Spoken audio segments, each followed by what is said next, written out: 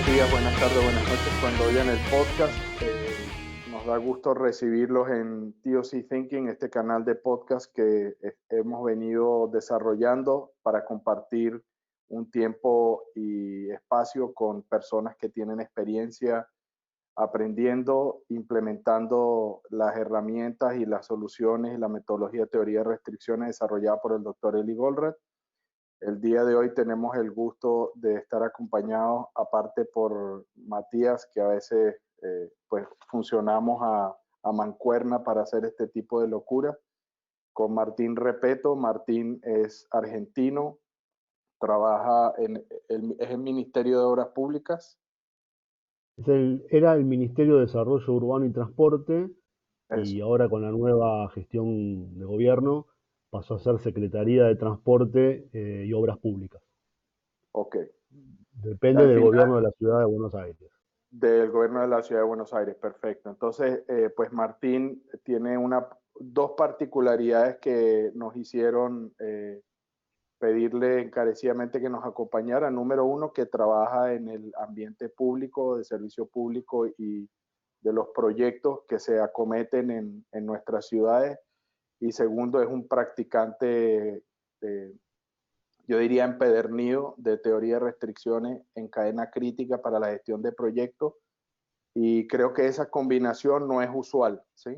Porque cuando uno empieza a buscar en la literatura y en las experiencias nuestras que tenemos, pues hay casos contados donde los podemos mostrar y hablar acerca de el impacto positivo que ha tenido esta forma de gestionar proyectos en la consecución y en la realización de los proyectos. Pero entonces quisimos aprovechar esa oportunidad, como no son extremadamente abundantes, no diría que son escasos, pero son singulares. Y pues con eso, Martín, bienvenido. Y primero te voy a empezar a pedir que nos cuentes un poco de tu vida profesional, cuál es la responsabilidad que tienes hoy en la Secretaría de la Ciudad de Buenos Aires en Obras Públicas y Transporte. Y empecemos de tu carrera, asumo, de ingeniero, de lo que sea profesionalmente. Cuéntanos cuándo te tropezaste con cadena crítica o con teoría de restricciones y vamos conversando acerca de los proyectos, las cosas que has hecho y tus experiencias, ¿no? Dale, perfecto. Bueno, soy ingeniero civil de la Universidad de Buenos Aires. Después hice un posgrado en organización y dirección de empresas, también en la Universidad de Buenos Aires. Y tengo una maestría en dirección de proyectos de construcción con la Universidad Politécnica de Madrid. Cuando me empecé a meter en esta beta más de posgrado, empecé a leer de todo tipo de bibliografía. Así fui dando con perlitas como lo que fue el Balance Scorecard de Kaplan y Norton, después todo lo que es el pensamiento sistémico de Peter Senge, hasta que un día Dios me puso en el camino al libro La Meta, de Eli Goldratt, que me encantó. Yo siempre lo defino como un antes y un después en mi vida, no solo profesional, sino también particular. Claro. De O hecho, sea empecé a que, aplicar TOC en todo. claro, o sea que te pasó lo que nos pasó a nosotros también, que después de ahí todo se echó a perder. Había que arreglarlo todo y todo tenía que ser con teoría de Exacto. restricciones, ¿no? Exactamente. Pero no sé, me entró por todos los sentidos. El formato este de novela me pareció excelente. De hecho, después lo utilicé yo para mis dos libros, Construyendo Foco y Construyendo Foco 2.0, que en cuanto el editor ya me prometió que en cuanto se libera acá el tema de la cuarentena, se los voy a enviar, como les prometí. Muchísimas gracias, Martín.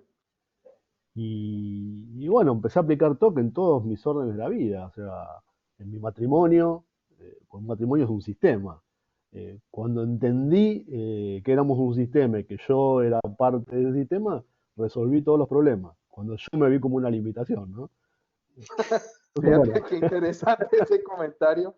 O sea, cuando llegamos a entender que al final es el chiste, ¿no? Lo decíamos con él y entre nosotros, que al final uno, toda la teoría de restricción y todo el estudio, y uno al final termina casándose con su restricción, ¿no? En este caso, nuestras esposas se casaron con la de ellas. con la de ella, sí, sí, sí, sí, sí. Pero Exacto. cuando yo me vi como una restricción y empecé a cambiar yo, mágicamente cambió ella sin que se lo pidiera. Y es como que entramos en un círculo virtuoso, ¿no? De Qué mejora continua. maravilla. Qué fantástico escuchar eso, Martín. Gracias por compartir. Por favor, adelante. Bueno, a partir de ahí empecé a aplicar TOC en las obras, después le di cadena crítica, y la empecé a aplicar también en distintas obras que fuimos haciendo, desde pasos bajo nivel, museos, escuelas, eh, calles prioridad peatón que se hicieron en el microcentro, distintos tipos de obras. Eh, con mejor o peor resultado, eh, porque ahí empecé a entender que si bien cadena crítica era una metodología muy buena a la hora de planificar y poder hacer el seguimiento de las obras, había restricciones que todavía no estaban resueltas. Es Ujú. como que tenía una herramienta que me servía para detectar los desvíos a tiempo, pero seguíamos teniendo muchísimos desvíos, Correcto. porque no estábamos atacando el verdadero problema. Antes que Bueno, nos nosotros cuente fuimos... cuál es el verdadero problema, que eso suena muy bien a novela para que lo dejemos para el próximo capítulo, cuéntame un poco, perdón que te interrumpa, pero es para Sí, ir ensalzando un poco, dándole condimento a la historia de Martín. Cuando empezaste a aplicar TOC en las obras, exactamente qué fue lo que hiciste, qué fue lo que extrajiste de la meta y lo pusiste en práctica, que no, empezaste a ver que te sirvió. ¿Sí? más que la meta, empecé a aplicar derecho cadena crítica. Ok, O sea, como nosotros no teníamos ningún antecedente y era simplemente una inquietud mía, yo soy sí, gerente de obras de ingeniería. sí. Tengo a mi cargo la dirección de obra de distintas obras públicas, ¿no? De la ciudad. Uh-huh. Como te dije, hacemos escuelas, pasos bajo nivel, eh, calles prioridad peatón, o sea, etcétera, ¿no? Hice el estadio la cubierta del estadio de tenis del Parque Roca, que es una cubierta móvil metálica, un techo que se abre, o sea, distintos tipos de obras. Sí. Yo comencé haciendo docencia con los jefes de obra de las empresas constructoras contratistas de esas obras y Ajá. les empecé a explicar lo que era cadena crítica, o sea, un Ok. trabajo de venta. Cuando ellos empezaron a entender de que era una buena herramienta también para ellos, eh, para poder lidiar con sus áreas internas, con compras, con finanzas, porque ellos también eran víctimas muchas veces de las empresas constructoras que tienen un foco en el mundo del costo. Entonces a ellos no les llegaban los insumos a tiempo, les contrataban subcontratistas que por ahí no tenían la experiencia adecuada de cara a los desafíos que tenía cada proyecto en particular, ¿no? Sí. Entonces, bueno, todos esos problemas vieron como cadena crítica como una oportunidad, al menos para sacarlos a la luz. Porque nosotros Correcto. lo que hacíamos, una vez que teníamos el plan en cadena crítica con los buffers, todas las semanas nos encontrábamos en la obra para actualizar ese plan y encontrar y documentar las causas de las demoras de cada una de las tareas, ¿no? Entonces hacíamos una especie de estadística de cuáles eran las causas más frecuentes de desvíos. Ya. Entonces a ellos les servía ese dato para presionar internamente y decir, che, mirá, el 30% de los desvíos que tengo es porque los insumos no me llegan a tiempo. O por cambios de proyecto. Porque ahí también nosotros desde el gobierno, equivocadamente a mi entender, licitamos muchas veces con proyectos poco estudiados, donde se van definiendo sobre la marcha. Y hay Exacto. Tienes muchos un cambios. bosquejo grueso o macro y después en la media, como es en Venezuela, que pues es mi acento, y ahí me arruiné, como le digo yo a la gente. eh, pues la práctica común siempre es como vaya viniendo, vamos viendo, ¿no? O sea, arranque, Exacto. empiece lo antes posible, que la carga se arregle en el camino, como dicen acá, ¿no? Pero es una práctica en proyectos, es para ahorrar tiempo, o sea, voy a decir por qué razón lo hacen, para ahorrar tiempo, se hace la ingeniería básica y empezamos en fast track y entonces se va haciendo la ingeniería de detalle por el camino, en la medida que se van necesitando, pero te vas encontrando con interferencias y entonces tienes que hacer cambios a lo que ya habías proyectado y de pronto incluso tiene algunos cambios en obra. Exacto. O sea, Muchos cambios en obra. es una práctica. Yo también la sufrí en ingeniería. Entonces, O Martín, sea, solo como en para... conclusión, es como dijo Napoleón, vamos despacio que estamos apurados. Es mejor no el fast track, sino que pensar bien qué es lo que uno va a hacer y hacerlo una vez. Y mira, yo para que se den una idea de magnitud, hice un estudio hace unos años de 20 proyectos que habíamos hecho con el ministerio para ver dónde estaban los desvíos a nivel macro. Y ahí encontré que teníamos en 20 proyectos promedio un 50% de desvío en presupuesto sin inflación, o sea, a valor constante. Hablar con Solo por cambios de proyecto que se introducían Wow. en el camino. Y teníamos un 60% de desvío en el plazo de obra. Promedio en 20 proyectos. Y la teoría es que hay un trade-off, que te gastan más, pero lo hacen más rápido, pero no, tampoco fue verdad.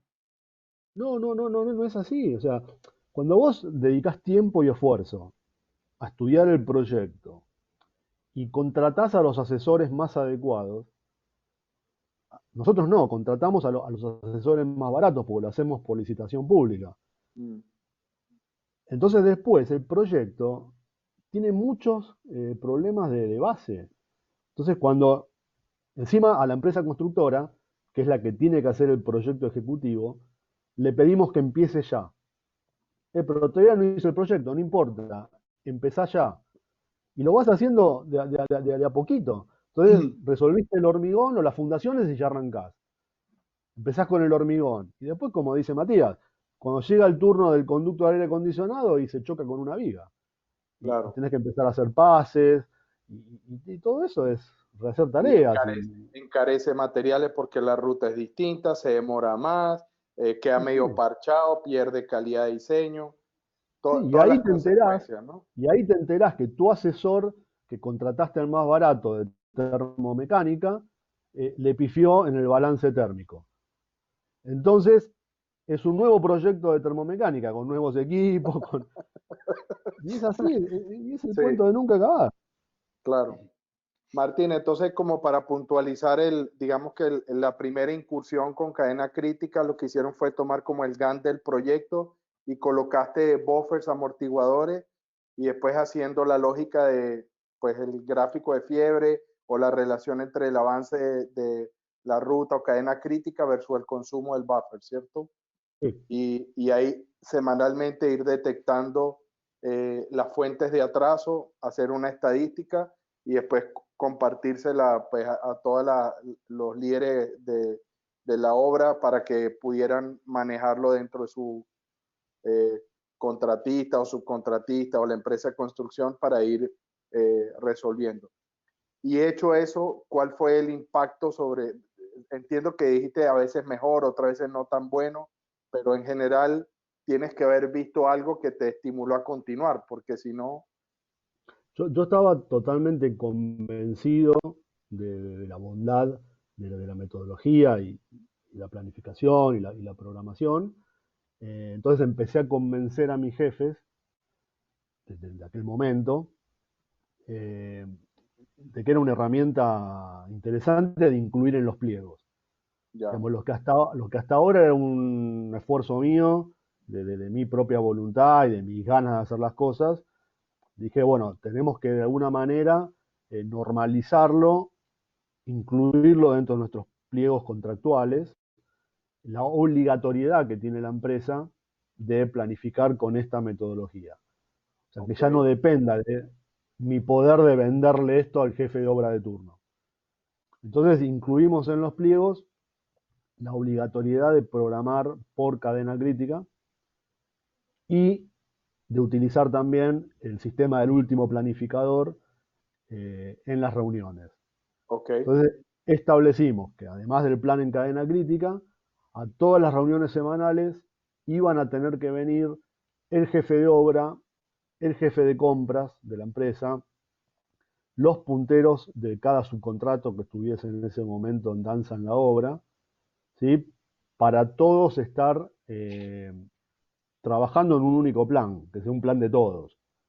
Y no solamente poder ver lo que pasó, sino más importante estar viendo a 5 semanas adelante qué es lo que viene, Con el para último tratar de planeador mejorar el flujo. mirando, exacto, para mirar la fuente de restricción, cuáles son las tareas que vienen, qué cadena de actividades vienen ahora, con qué cambio del pase de posta de un contratista a otro, ese tipo de cosas, Exactamente, ¿cierto? ¿no? Bien, Mejorar el impacto en el flujo de trabajo en la obra. Y además incluimos una cláusula que para poder presentarse a la licitación, el contratista tenía que mandar a su jefe de obra a una reunión previa en la que yo explicaba en una charla de 3 horas las bases de cadena crítica y TOC. Entonces ya ellos tenían que presentar en la licitación el plan hecho en cadena crítica, o sea, con los buffers, con todo eso. ok. Bueno, por ahí a veces venían 20 personas, las 20 empresas que se iban a presentar, mandaban a su representante y le firmábamos un poder de que habían venido y eso tenían que presentarlo como documento contractual, ¿no? Ok, fenómeno. Continúa, por favor, cuéntanos, y con esas primeras incursiones, ¿cuál fue me parece increíble, primero, que lo aprobaste, segundo, que convenciste a tu jefe que se incluyera en los pliegos obligatoriamente, o sea que yo pudiera decir, si voy y examinamos una próxima licitación en la ciudad de Buenos Aires, las empresas van a llegar con el Gantt considerado con la lógica de cadena crítica con buffers para participar. Mira, eso O qué? te lo tendría que confirmar porque nosotros tuvimos ahora hace poquito elecciones. Sí, Si bien continúa el mismo partido político, el mismo jefe de gobierno, han cambiado muchas autoridades intermedias. ya, Eh, bueno, después nos agarró esto de la cuarentena, con lo cual no licitamos obras. Entonces, tengo que ver si los que están haciendo ahora pliegos tomaron esto como mejora continua. Eso ya, hoy, en este momento que no estamos yendo a la oficina, no lo sé. no lo sé. Ya, Pero hasta hace unos meses sí, todas las obras salían con esta cláusula. ok. ¿Tienes una idea de cuántas empresas contratistas o constructoras fueron, digamos, afectadas con esto de los pliegos, o sea, que tuvieron que incorporarse en cadena crítica? Eh, ¿Sabes? Un número, Sí, más o serán menos. unas 20, 30 empresas más o menos. Ajá, Ok, Después interesante. sé de algunas que lo han empezado a implementar en otras reparticiones, claro. sin que Toman se la lo pidieran. metodología y porque vieron que les conviene y les va mejor. O sea, Sí, tiene que haber un efecto positivo para ellos también como contratista de las licitaciones sí. gubernamentales, pues si no, no lo toman, ¿no? Ahora les voy a contar un caso real de Sí. las obras que hicimos en los pabellones para los Juegos Olímpicos para la Juventud del año 2018. Ah, eso me interesa que me estuviste comentando, eso me sonó fantástico, por favor. Bueno, yo cuando empecé a aplicar cadena crítica, como te dije al principio de la reunión, empecé a ver que era una excelente herramienta que me permitía detectar desvíos, pero los desvíos se seguían produciendo. Porque yo no podía operar sobre un proyecto que estaba con muchos problemas de base. O sea, por más que tenés cadena crítica, los cambios hay que hacerlos igual. Pues si Correcto. estaba mal calculada la termomecánica o el que hizo las fundaciones se comió determinadas cosas y hay que agregarle viga de fundación, hay que agregarle pilote, y eso me consumía buffers Por a todos boleto, lados, claro. por todos lados. Tiempo Entonces, y dinero. acá, sí, digo, acá hay un problema más de base que hay que actuar. Eh, porque si no, digamos, cadena crítica queda como una herramienta Casi que que me permite detectar herramienta problemas. y el beneficio no Uno, lo termina de exprimir, digamos, de pero explotar. cometen Exacto, los errores más rápido. exactamente. Sí, Pero es así, pero los errores siguen estando. sí, lucen bien en rojo en el gráfico de fiebre. Exacto. Entonces me empecé a hacer yo, eh, con algunos compañeros que tenían los mismos problemas, con mi director general. Empezamos a armar a partir de los síntomas, ¿no? Dijimos, bueno, a ver, ¿qué tenemos todos en común en nuestras obras? Bueno, los cambios de proyecto, los insumos que llegan tarde, Ajá. los subcontratistas que no son adecuados a los objetivos del proyecto, digamos, y empezamos a preguntarnos los por qué. Y armamos el árbol de la realidad actual que les mandé por correo, Sí. y empezamos a detectar, che, ¿cuáles son las causas raíz de los problemas? Y ahí encontramos que nosotros éramos parte del problema. Que era Como dice Eli, decía, acabo de encontrarme a mi enemigo y me está mirando en el espejo. exactamente. Entonces dijimos, bueno, es el enfoque de corto plazo de todos los actores de la cadena de valor. Nosotros, que somos los que la iniciamos, somos parte del problema. ¿Por qué? Porque por, digamos, objetivos políticos, uno necesita licitar ya un determinado proyecto para resolver determinada problemática de la sociedad. Entonces, te dicen, hay que estudiar este proyecto y te dan 1 mes, 2 meses. Pero no tenés asesores adecuados dentro de la estructura de gobierno, ¿no? Porque eso se fue degradando a lo largo del tiempo. Vos antes licitabas con proyecto ejecutivo. Ajá. Vos hoy licitás con un anteproyecto de licitación, un anteproyecto básico. Y como no tenés esos grandes equipos que tenías antaño, porque se fueron jubilando y no se fueron Reemplazando, digamos. reemplazando de forma adecuada, tenés que contratar asesores por licitación. Y ahí de vuelta, la licitación contrata siempre al más barato. Más barato.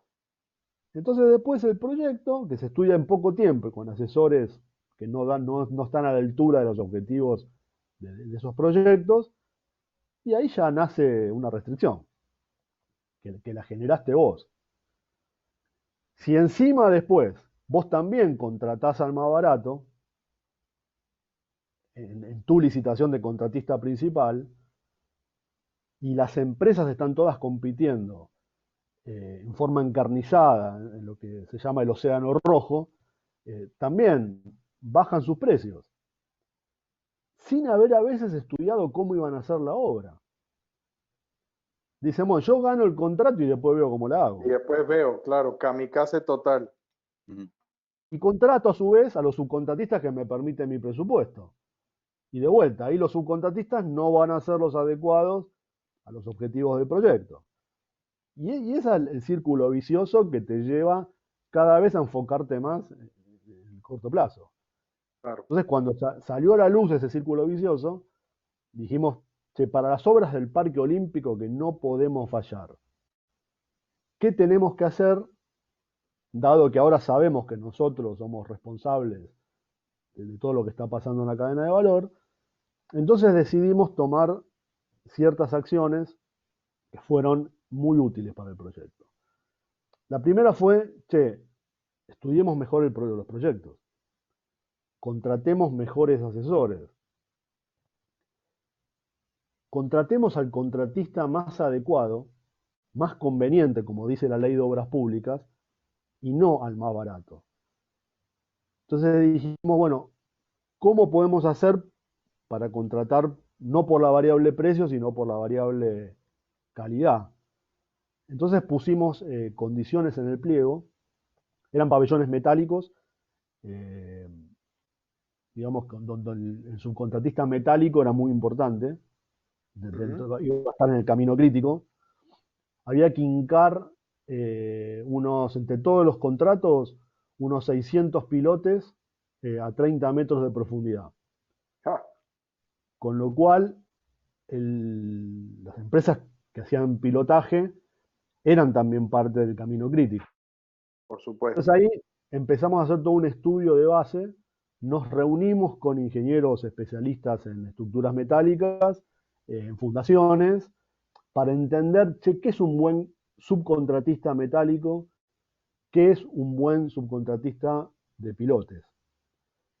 Cuando empezamos a entender, dijimos, bueno, a ver, haceme un contacto con los 2 o 3 que creas que son realmente buenos para poder hacer esta obra en plazo y con la calidad especificada, porque no nos podemos jugarnos a que un Juego Olímpico no llegue la obra o haya que hacer muchos temas de mantenimiento o problemas de operación durante los Juegos. Entonces empezamos a ir a ver a los distintos talleres metálicos para también entender nosotros qué era un buen taller, qué equipos tenía que tener, los soldadores calificados, los procedimientos, etcétera, etcétera. Y nos reunimos con proveedores de máquinas para hincar pilotes. También para entender qué era un buen subcontratista. Cuando entendimos que era un subcontratista adecuado a los objetivos, pusimos en el pliego unas cláusulas. La primera era que el contratista principal tenía que nominar en su oferta a sus subcontratistas. Subcontratista, fenómeno. Los tenía que nominar.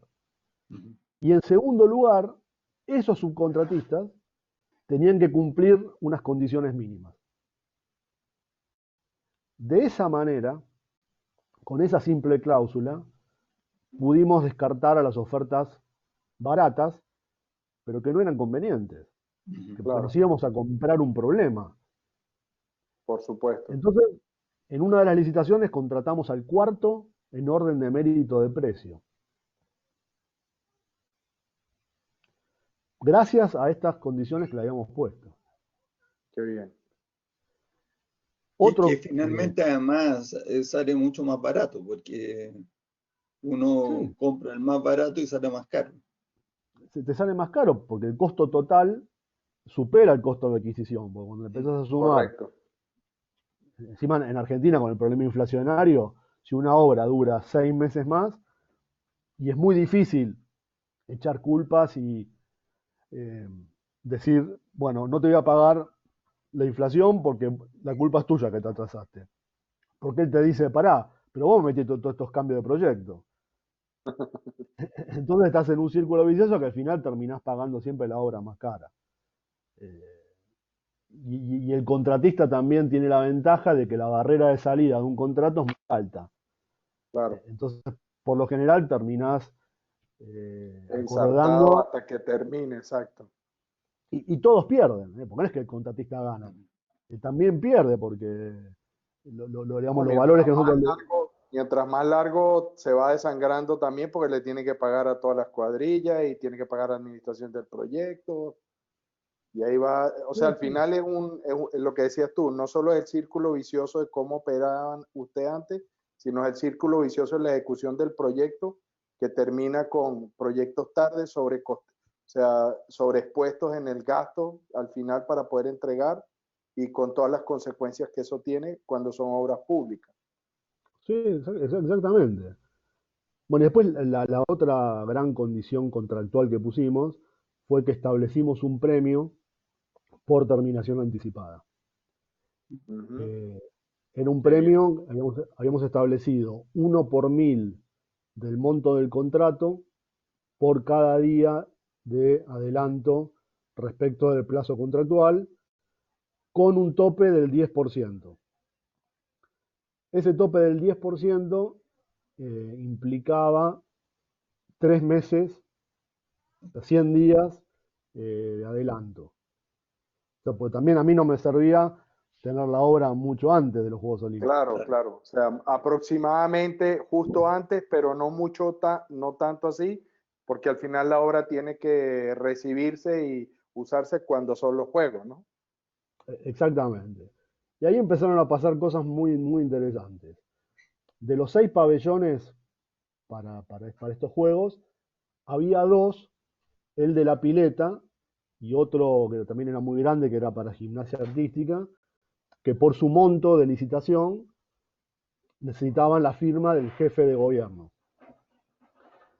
Entonces, cuando los pliegos pasaron por el área legal de jefatura de gobierno, ellos no quisieron poner esto del premio.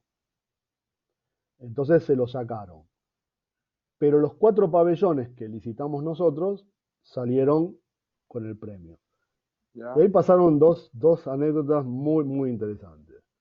La primera es que una de las empresas que ganó 2 pabellones cotizó a beneficio cero. Bajó su precio 10%, o sea, no le cargó el beneficio y su ganancia estaba en el premio. En el premio, claro, se arriesgó a ganarse el premio. A ganar la obra para ganarse el premio. Y otra de las empresas que ganó esos 2 pabellones chicos, también ganó el pabellón grande que no tenía premio. Bueno, ¿qué pasó con las obras con premio? Sí. Volcaron, o sea, hubo un cambio de comportamiento muy interesante por parte de las empresas constructoras. Primero, volcaron más atención del management a las obras.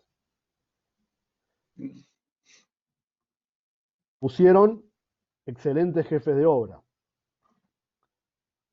Le pusieron un equipo permanente en la obra. O sea, por ejemplo, todo el equipo de diseño del proyecto, en lugar de estar en la oficina central, Váyase estaba a en la obra.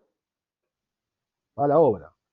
Todos los problemas que antes tardamos mucho tiempo en resolverse, porque hasta que van a la oficina central y entran en el pipeline de proyectos que atienden muchas obras, ahora se resolvían en el momento.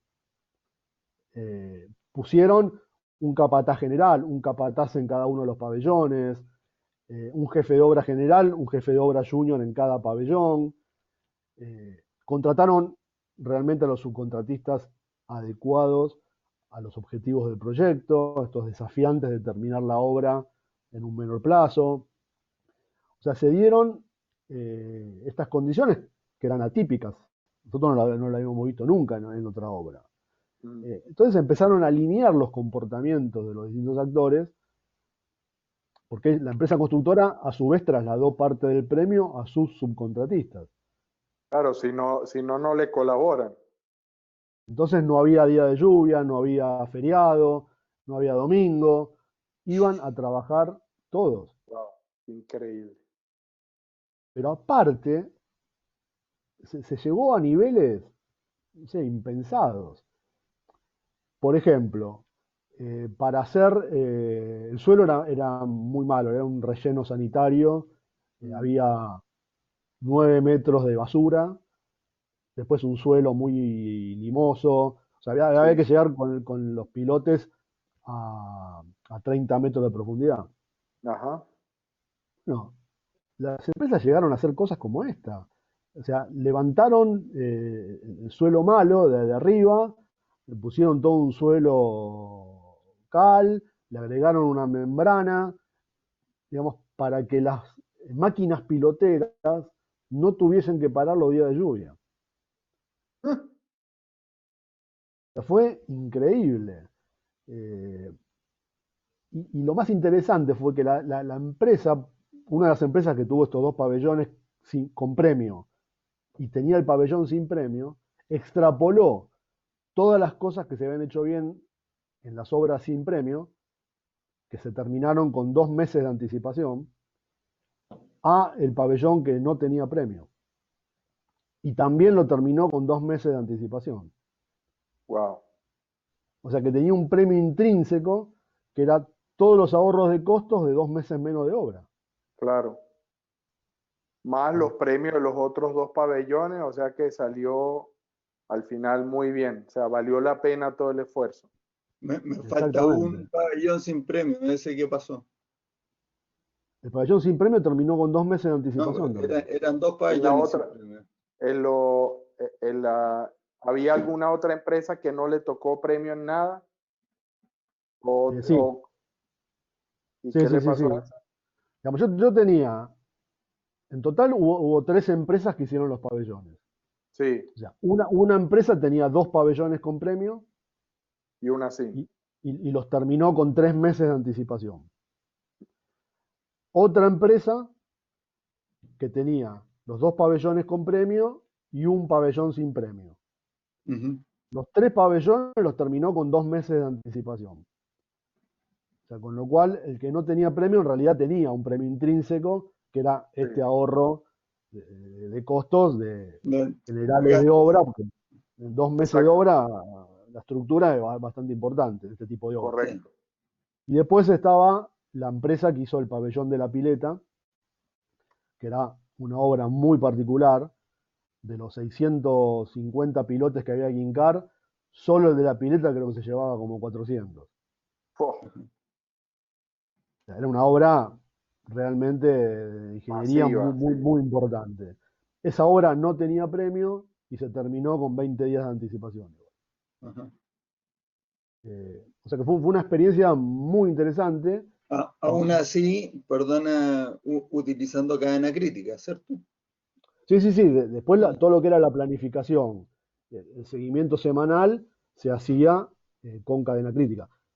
Pero a diferencia de las otras experiencias, esta vez estaba todo alineado para que realmente la cadena crítica funcionase.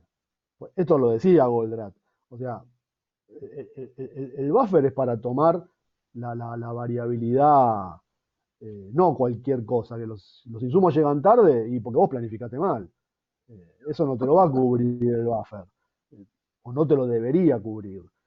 Te debería cubrir la fuente de incertidumbre que hay en todo proyecto. En la ejecución, en la realización de las tareas, no Claro, eso te en las llovió. preparaciones, claro. Ajá. Te llovió, no sé, muchos días. No sé, hubo un paro gremial. Eh, Ese tipo de variabilidad te debía tomar el buffer.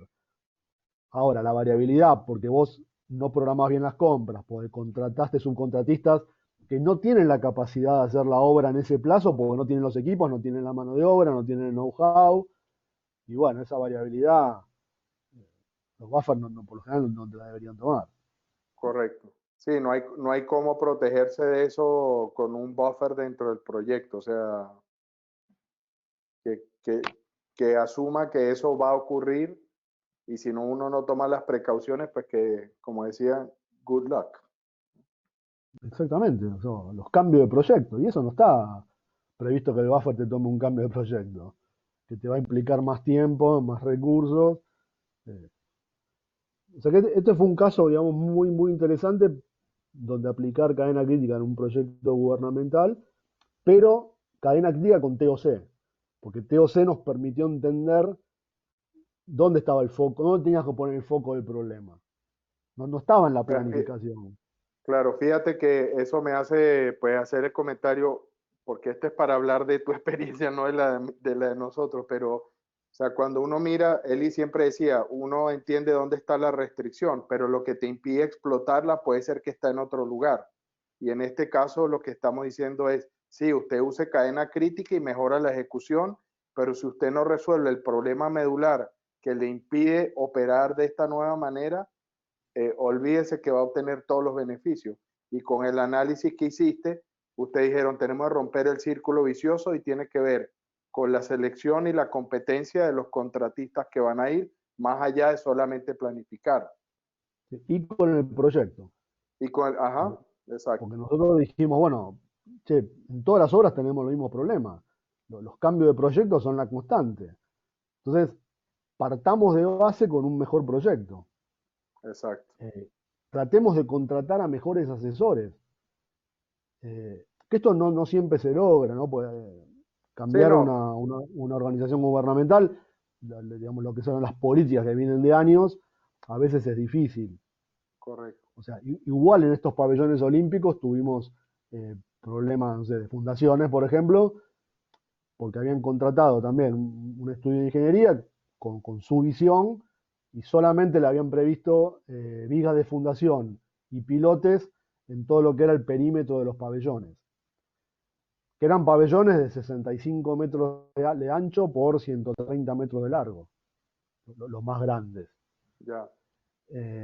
Y no, cuando sale el proyecto ejecutivo por parte de la empresa, con otro estudio de ingeniería, dice, no, mira, acá hay que ponerle vigas de fundación intermedias con pilotes intermedios.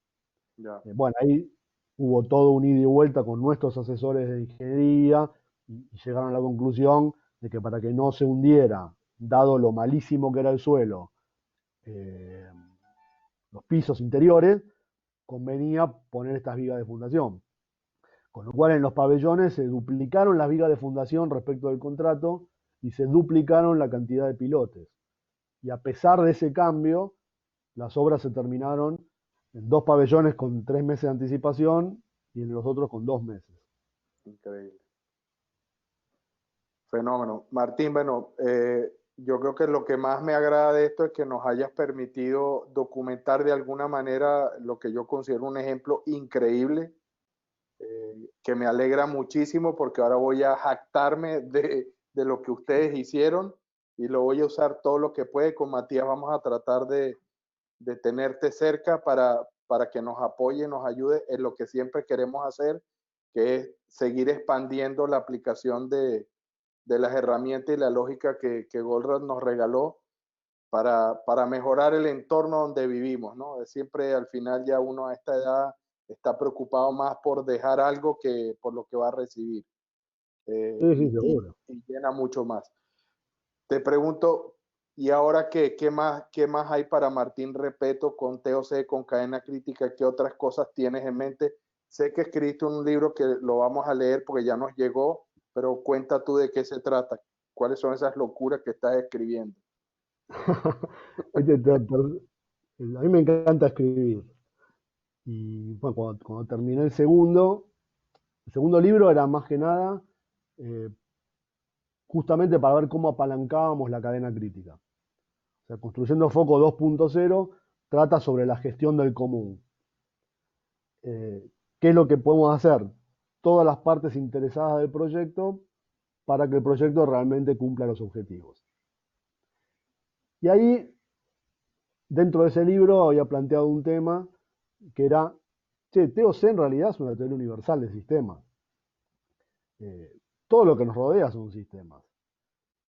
Así es. Empecé a entender que el matrimonio era un sistema, como les dije al principio. Empecé a estudiarme mi matrimonio y empecé a documentar mis cambios y cómo fueron cambiando para mejor la relación con mi esposa. Empecé a aplicarlo con mis hijas y empecé a ver cómo mejoraba la relación también con mis hijas. Y empecé a decir, bueno, a ver, ¿qué más puedo contribuir dentro de TOC para la felicidad de las personas?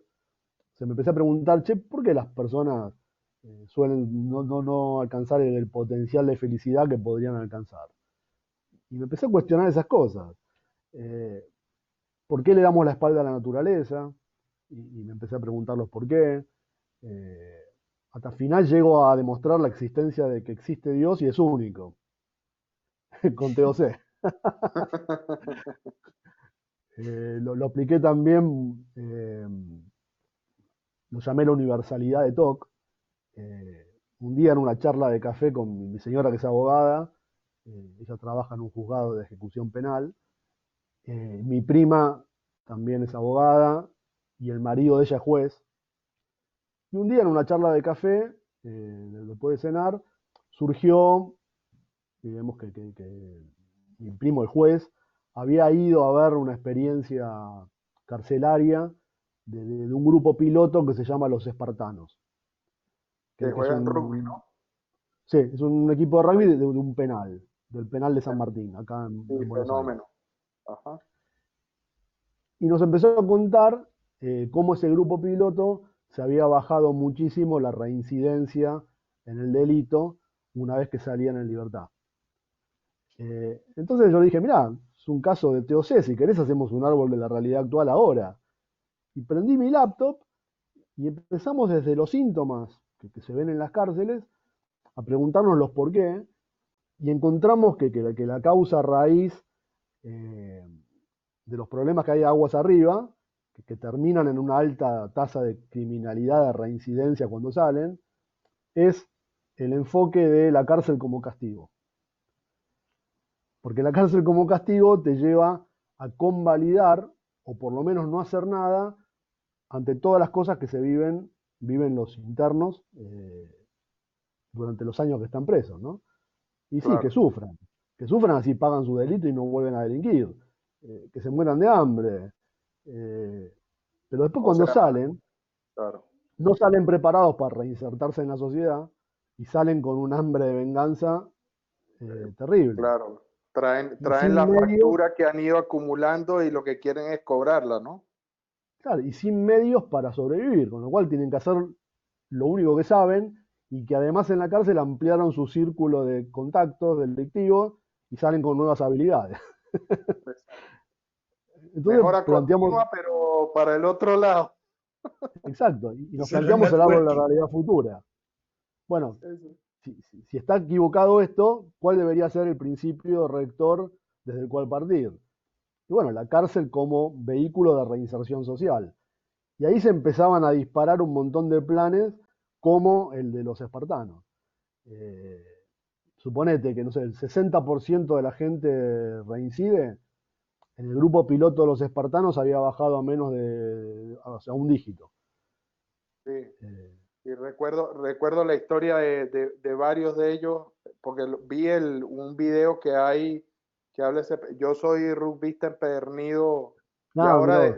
ahora de pantalla y televisión nada más, ¿no? Claro, Ya no me da para romperme el coco haciendo eso, pero me impresionó muchísimo y es increíble, pues en Venezuela hay otra experiencia que se llama el proyecto Alcatraz, que es de una familia, pues unos amigos en realidad, que tienen la familia siempre tuvo una empresa que es un cultivo de caña de azúcar y tienen una fábrica productora de ron de muchos años en los valles del Tuy.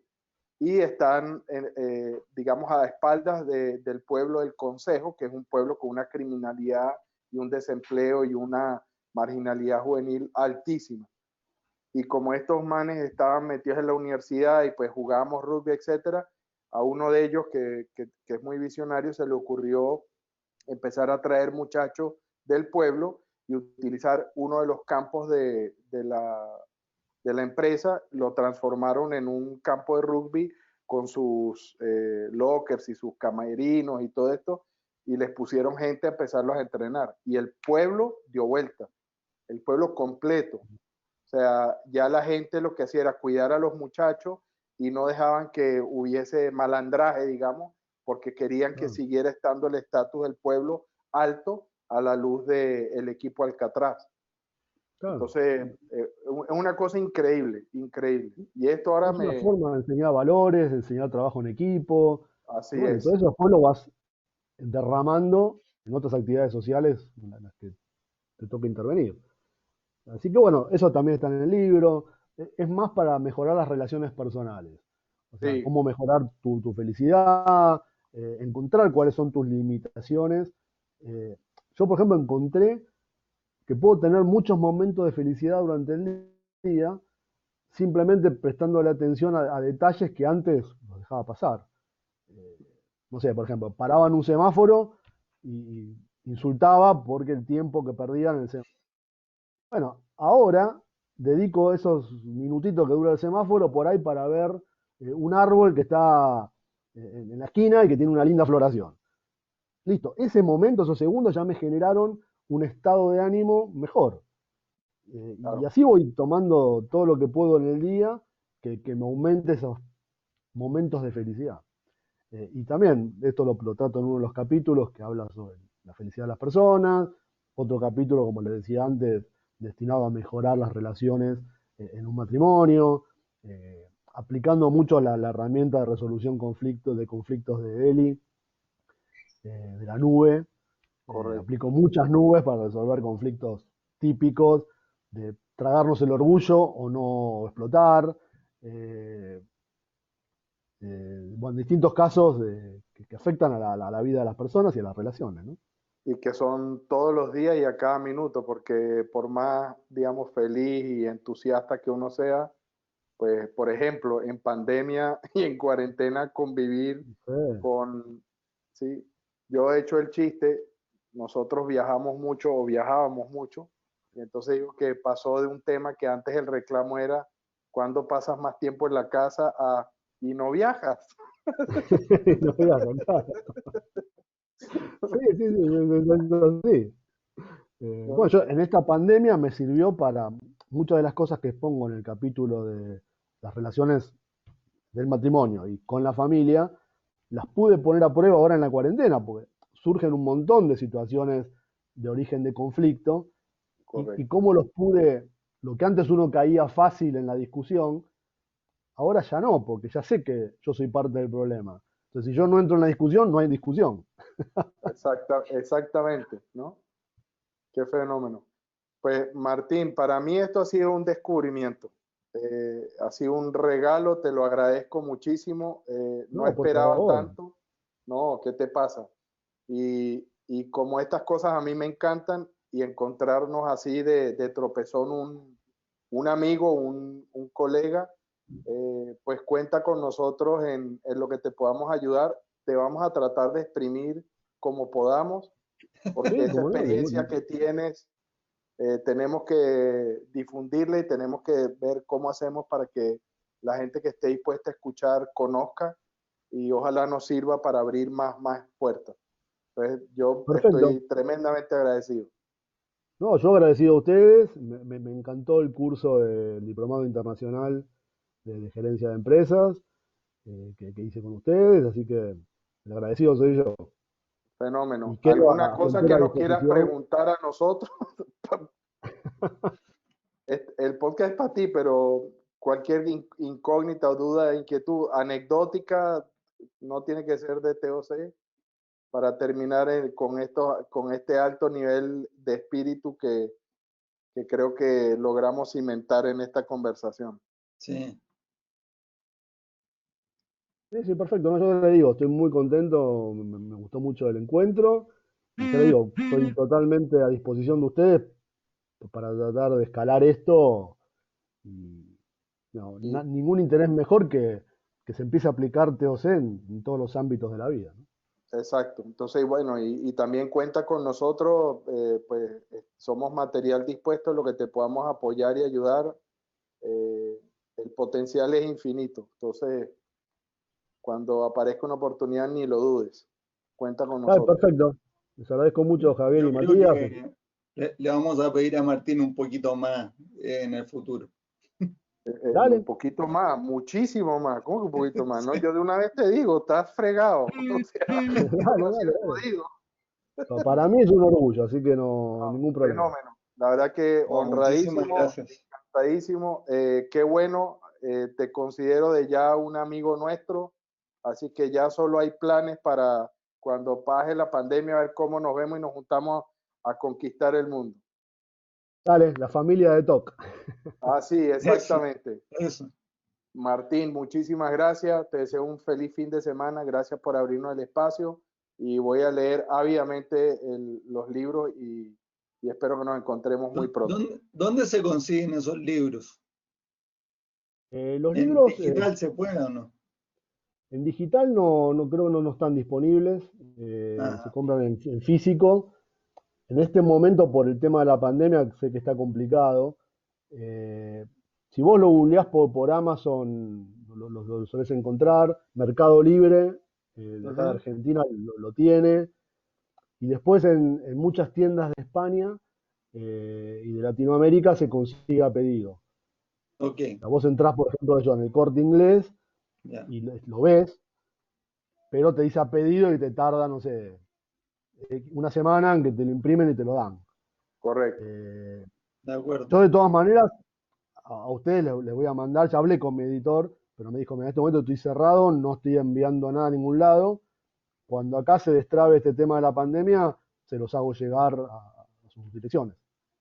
No, muchas gracias por eso. Sí, yo lo Sí, decía también por todos los auditores que ahora deben de estar igual que yo deseando leerlos. exacto.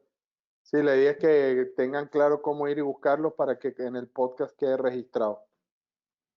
Bueno, Yo te Martín, digo, si lo sí, googlean, lo van a encontrar disponible perfecto. en varios países, pero con esta modalidad, que es a pedido a la impresión. Sí, yo la descripción del podcast y en el video cuando los publique voy a colocar los nombres de los libros, el tuyo como autor y probablemente me metan algún par de enlaces en Google para dejarlos ahí como referencia. Dale, perfecto. Yo ahora después te Bueno, mando el Martín, link de la sí, editorial, que está un breve resumen de qué es cada libro, digamos. perfecto, eso, fenómeno. Martín, muchísimas gracias. No sabes qué gusto. Gracias a vos, Javier, Matías. Un gusto, ¿eh? Un Gracias abrazo a y ti. estamos hablando pronto. Dale, abrazo. Chao.